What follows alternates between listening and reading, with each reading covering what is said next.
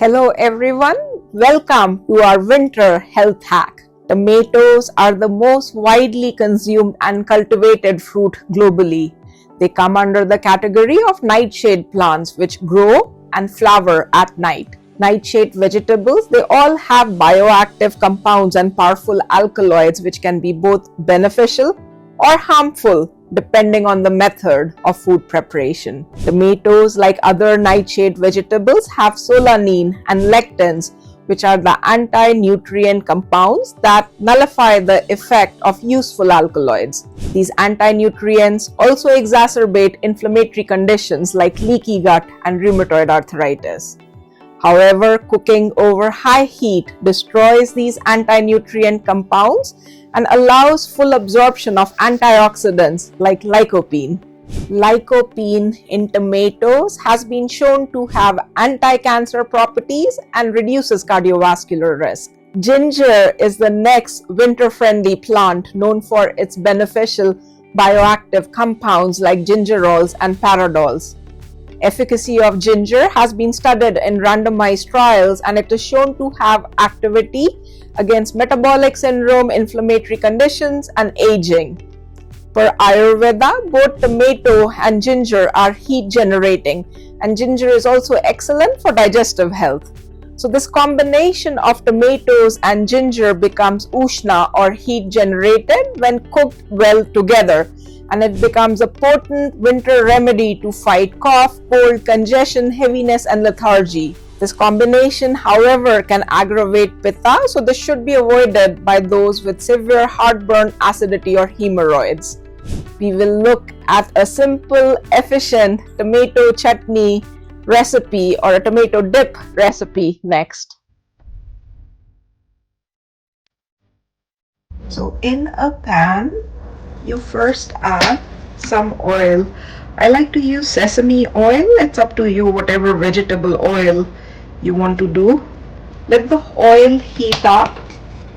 It will take a few minutes for the oil to heat up.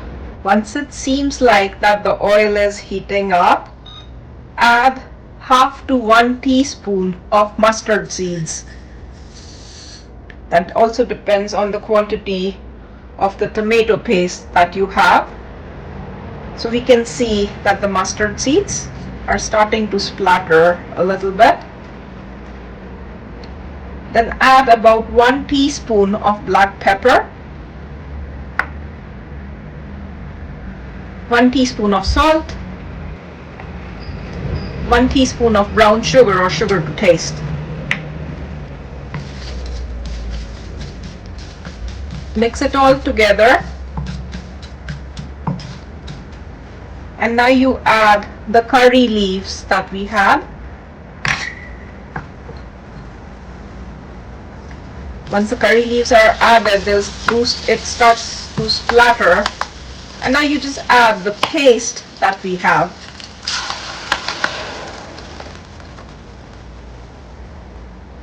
I'm making a lot more because I'm going to use it to saute my green beans today. And then you let it simmer. So this is all done. This is all you need.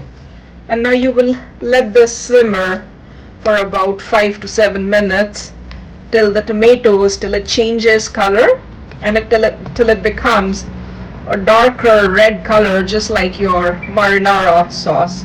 So we let it simmer for a little bit and then we'll come back and see what it looks like. Okay, now we are back after 5 minutes. I've let it simmer for 5 minutes and we can see that the shade is nice, dark, reddish brown, and you can actually smell the flavor of the curry leaves and the ginger in the air. This is still a little bit thin. I would let it simmer more and it should be done in about 3 to 4 minutes.